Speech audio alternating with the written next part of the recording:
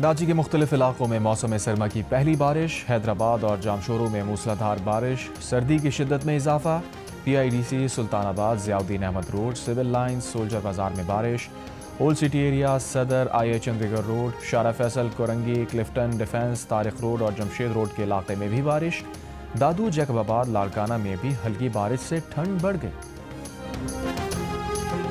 बलूचिस्तान में कोयटा और गिरदनवा में बारिश। 40 से ज़ायद फीडर्स बंद कर दिए गए। कोयटा की स्मंगली, स्पनी रोड, मगरबी बाईपास अंधेरे में डूब गया। लसबेला वंदर में भी बारिश। पेशावर, बन्नू, करक में बारिश। खैबर पख्तूनख्वा में बारिश का सिलसिला आइंदा चंद रोज तक जारी रहने का इम्कान।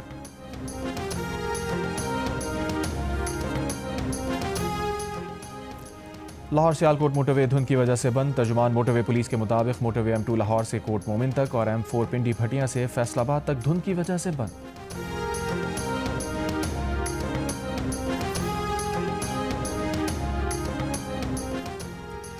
मरी में दफ़ा 144 का नफास। DPO मरी के मुताबिक इक़दाम सयाह फैमिलीज़ को पुरअमन माहौल फराहम करने के लिए किया गया है। अगले 2 रोज़ मरी मॉल रोड पर सिर्फ फैमिलीज़ को दाखिले की इजाज़त होगी। बैचलर टूरिस्ट मरी मॉल के सिवा दीगर मकामात पर जा सकते हैं। नए साल की शुरुआत में ही डबल डेकर बसेस कराची में चलाने जा रहे हैं। वो कल से सर्विस शुरू हो जाएगी। उसके बाद कराची के शहरियों को और मज़ीद सहूलियात जो हैं उसमें इजाफा होगा और ये शारा फैसल पे चलेंगी। मलीर से शारा फैसल तक जो है ये पूरी डबल डेकर बसेस चलेंगी। अब पैसेंजर्स को डबल जो है वो ख़र्चा या कोई हैसल नहीं होगा। अब वो एक ही कार्ड पर, पाकिस्तान की ये वाहिद BRT है जिसमें एक ही कार्ड पे आप जो है ऑरेंज लाइन BRT और ग्रीन लाइन BRT पे सफ़र कर सकेंगे। कराची वालों के लिए खुशखबरी, आज से शारा फैसल पर डबल डेकर बसेस चलेंगी। सिंध के सीनियर वजीर शजील मेमन का कहना है डबल डेकर बसें कराची वालों के लिए नए साल का तोहफा हैं। डबल डेकर बसेस का किराया पीपल्स बस के बराबर होगा। शजील मेमन ने ऑरेंज लाइन को ग्रीन लाइन से मिलाने के मंसूबे का इफ्तिताह भी कर दिया। कहा मुसाफिर अब एक ही कार्ड पर ऑरेंज लाइन और ग्रीन लाइन से सफ़र कर सकेंगे।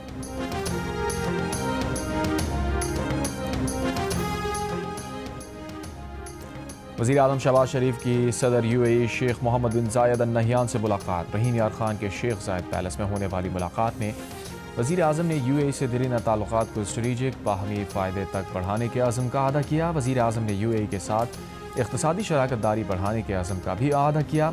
वज़ीर आज़म ने दोनों ममालिक की जानिब से दो तरफ़ा तिजारत का हजम बढ़ाने की ज़रूरत पर जोर दिया। दोनों रहनुमाओं में IT, तवानाई, मादनियात और दिफाई ताउन बढ़ाने पर इत्तफ़ाक़। मुलाकात में दो तरफ़ा ताल्लुकात के अलावा दीगर अहम उमूर पर भी तबादला ख्याल।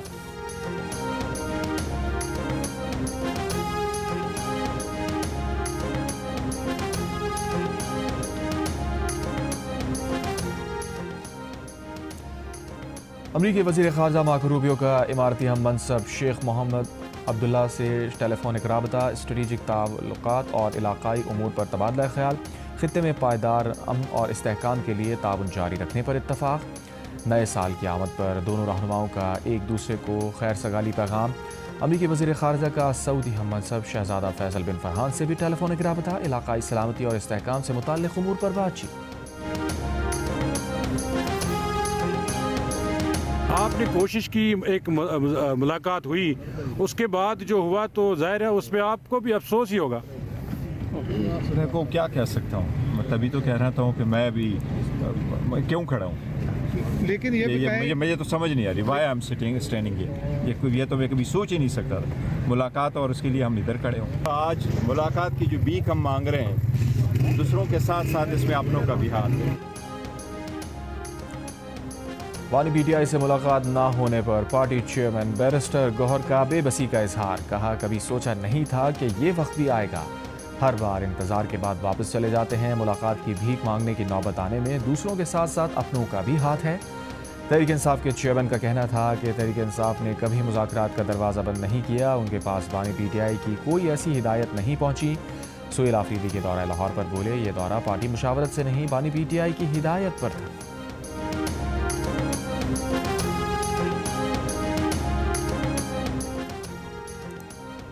वज़ीर आला खैबर पख्तूनख्वा की पंजाब असम्बली आमद पर हुल्लड़बाजी के वाक़े पर तहक़ीक़ाती कमेटी की रिपोर्ट सामने आ गई। रिपोर्ट में हुल्लड़बाजी में मुलव्विस अशख़ास के खिलाफ कानूनी कार्रवाई और मामले की तफ्तीश में कानून नाफिज करने वाले इदारों की मदद लेने की तजवीज़। अपोजिशन की लिस्ट में शनाख्ती कार्ड नंबर, तस्वीर और गाड़ियों से मुताल्लिक कुछ नहीं था। नामुकम्मल डेटा के बायस शनाख्त में मुश्किलात आईं। मतीउल्लाह बरकी ने झूठ बोलकर असम्बली में दाखिले की कोशिश की, अपने आप को MPA कहा। मतीउल्लाह बरकी ने सिक्योरिटी से हाथ तपाई और गालम गलोच की। अपोजिशन की फहरिस्त में सजा याफ्ता हैदर मजीद का नाम था।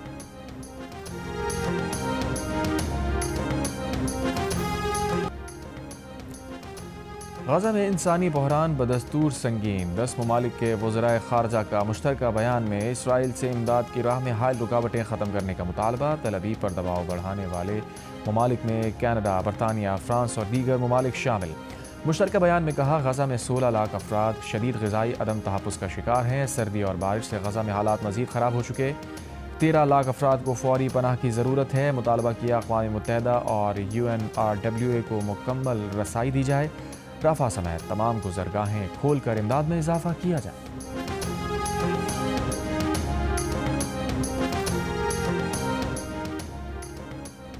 ईरान में ताजरों और तुलबा का महंगाई के खिलाफ एहतजाज। दारुल हुकूमत तेहरान समेत कई शहरों में मुजाहिरीन सड़कों पर आ गए।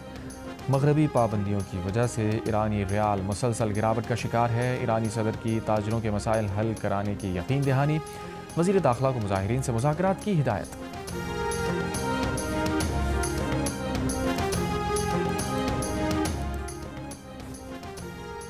पचासवीं chief of army staff polo and tent pegging championship Jinnah polo fields Lahore में इख्तिताम पजीर। Field marshal chief of defence force Asim Munir इख्तितामी तकरीब में मेहमान खुसूसी थे।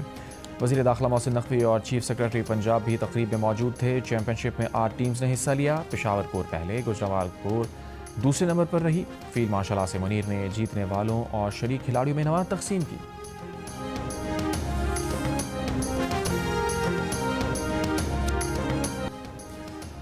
Pakistan Olympic gold medallist Arshad Nadeem की फीफा के सदर जियानी इन्फेंटिनो से मुलाकात। ओलंपिक गोल्ड मेडलिस्ट इन्फेंटिनो की मुलाकात दुबई में ग्लोबल स्पोर्ट्स समिट के दौरान हुई। फीफा के सदर ने अरशद से उनकी थ्रो के बारे में पूछा। अरशद ने फीफा सदर को बताया 92 मीटर की थ्रो की, अब इस रिकॉर्ड को तोड़ना है। फीफा सदर ने अरशद नदीम के लिए ख्वाहिशात का इजहार किया, तस्वीर भी बनवाई।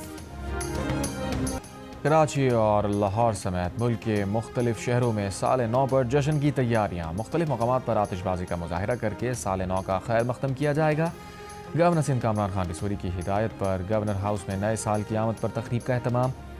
गवर्नर सिंध कामरान खान रिसोरी ने कहा, रात 12 बजे गवर्नर हाउस कराची में तारीखी आतिशबाजी की जाएगी।